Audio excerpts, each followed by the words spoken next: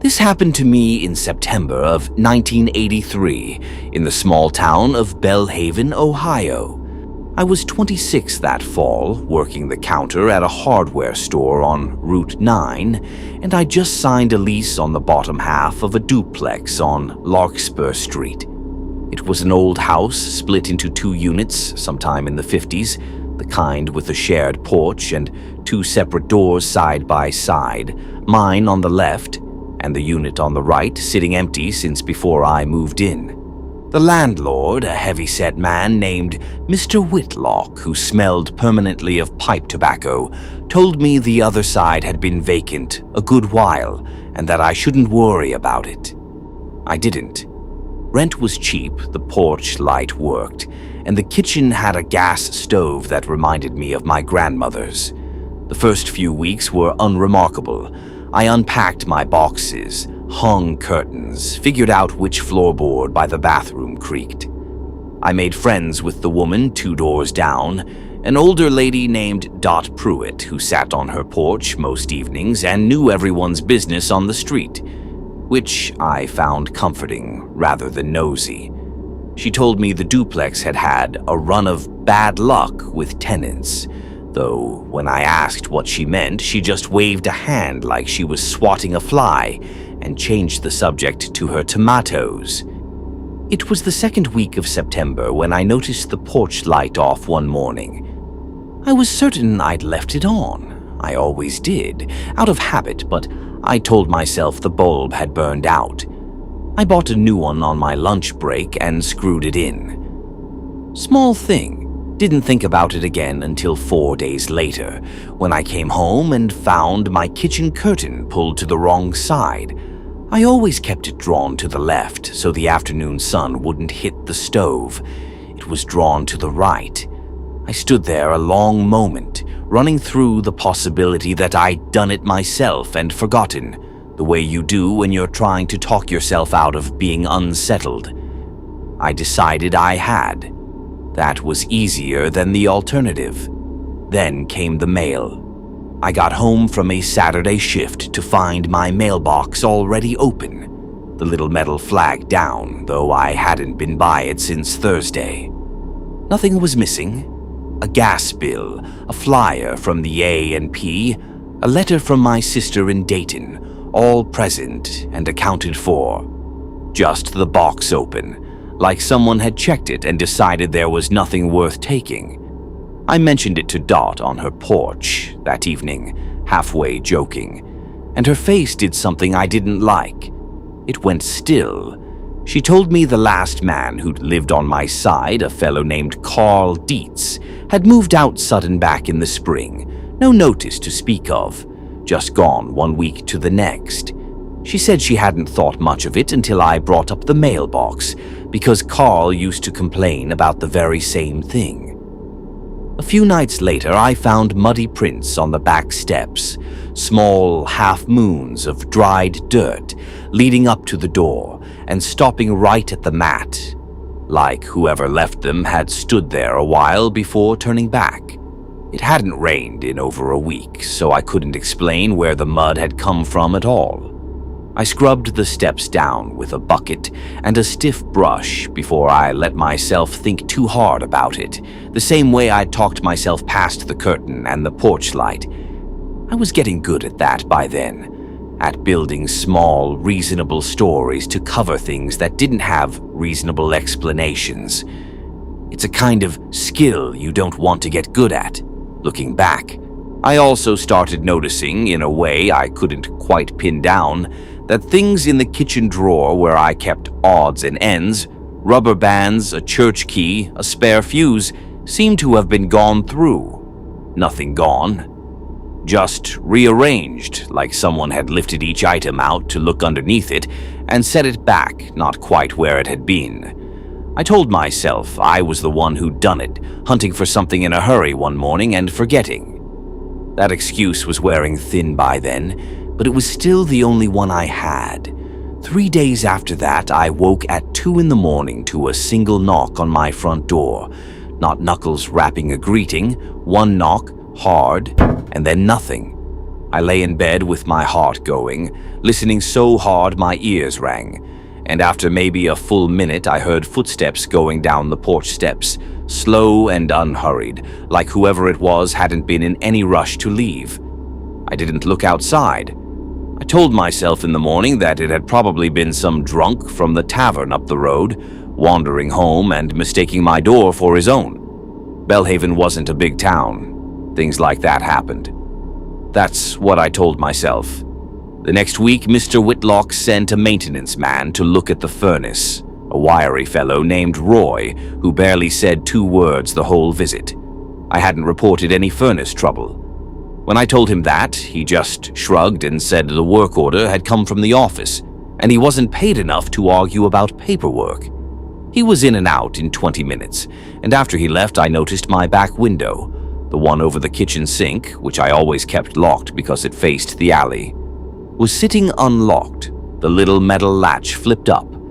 I hadn't touched it in weeks. I called Mr. Whitlock about the work order that hadn't come from me, and he sounded genuinely confused, said he'd have to check with the office and never called back.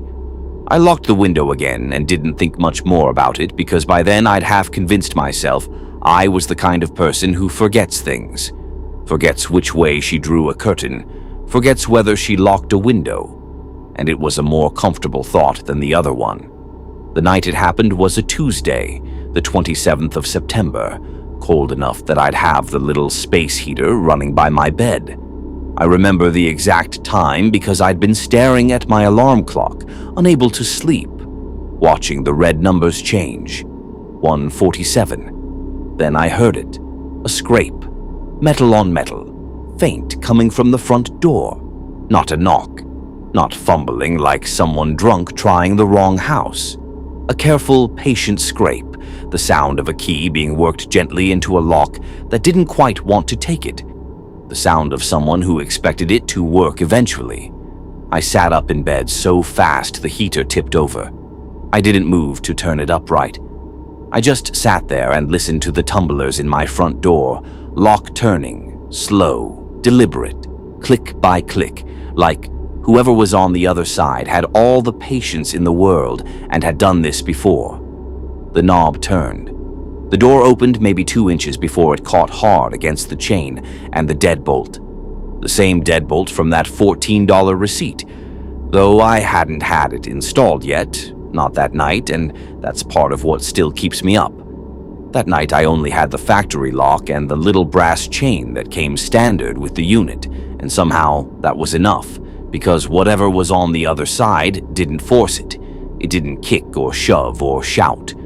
The door just stopped, and there was a silence that felt worse than any noise could have. Then the door pushed again. Slow. Testing. Like someone leaning their weight into it just to see how much give there was, the chain drawing taut, the wood groaning in the frame. I didn't call out. I didn't move. I sat frozen on the edge of my bed, staring down the dark hallway at the strip of porch light bleeding in around the door, and I watched a shadow shift across that strip of light once and then go still. We stayed like that, the two of us, me and whoever was on the other side of 6 feet of hallway and one flimsy chain, for what felt like several minutes and was probably closer to 30 seconds. Then the door eased shut again, the same careful way it had opened, and I heard the lock turn back. Turn back like they were locking it behind them on their way out, which is the detail the police kept circling back to later, because it meant whoever it was still had the key in hand the whole time, still in control of it, not panicked, not fleeing. Then footsteps down the porch steps, unhurried, same as before. I didn't sleep. I sat with the kitchen light on and a paring knife in my hand until it was light out, and then I called the police from Dot's phone because I didn't trust myself to dial straight. The officer who came, a younger man named Deputy Farrow, took it seriously in a way that surprised me. He dusted the doorknob, though he told me straight out that a scraped, greasy old brass knob rarely holds a clean print. He asked who had keys to my unit.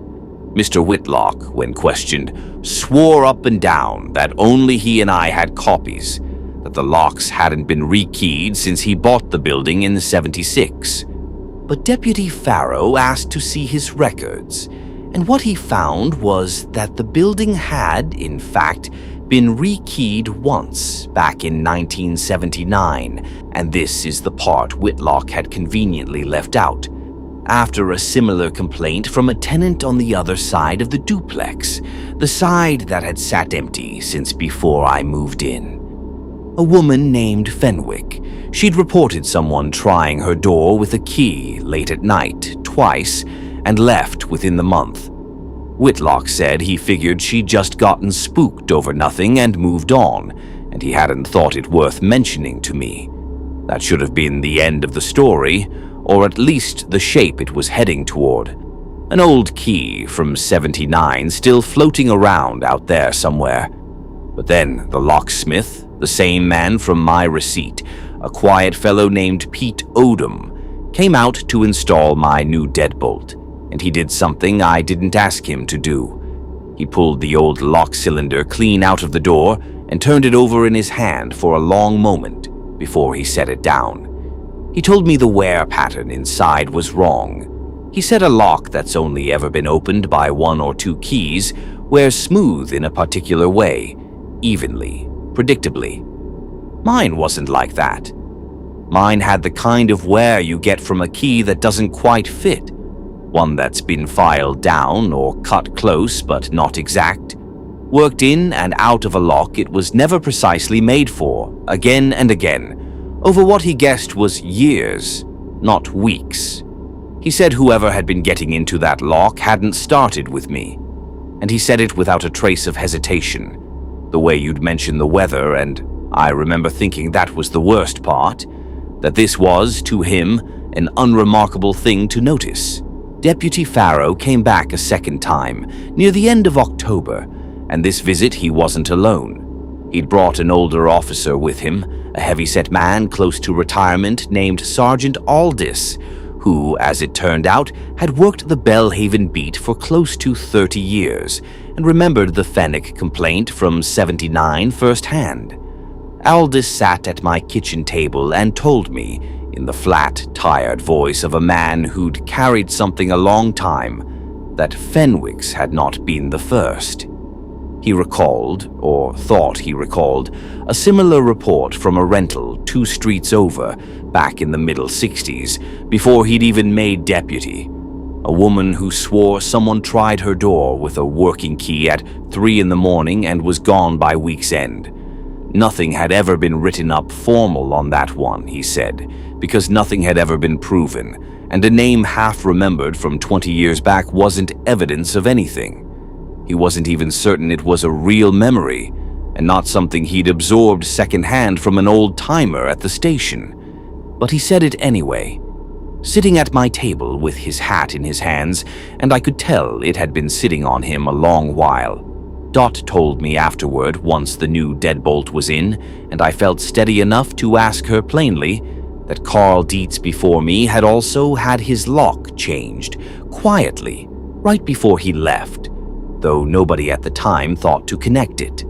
And she said almost as an afterthought, stirring her coffee like it cost her nothing to say, that a family had lived on my side once before, years back, in the early '70s, and that they too had left inside of a year, and that she remembered vaguely, hazily, the mother saying something once on the porch about a knock at night that nobody answered. I moved out that December. Mr. Whitlock rekeyed the unit again after I left. I know because I asked him to, in writing, before I handed back my key. I never learned who it was. The case, as far as I know, was never closed, only quietly set aside, the way small-town things sometimes are when there's no fingerprint, no face, no name to put to a shadow crossing a strip of porch light. I think about that lock cylinder sometimes, the one Pete Odom turned over in his hands and set down so casually. Filed down, cut close but not exact, worked into a door it wasn't quite made for over years.